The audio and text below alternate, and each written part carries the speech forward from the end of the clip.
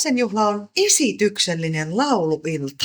Eli tässä on niin kuin musiikki pääosassa, laulut kuljettaa sitä niin kuin illan rakennetta. Ehkä monet näyttelijät jossain vaiheessa uraansa haluaa tehdä lauluillan, jossa ne laulaa niille tärkeitä kappaleita tai sitten jonkun tietyn säveltäjän tai sanottajan kappaleita. Ja mä oon aina ajatellut, että se on jotenkin semmoisen niin kuin kypsän taiteilijan tavallaan uralla joku tietty hetki, jolloin haluaa tehdä.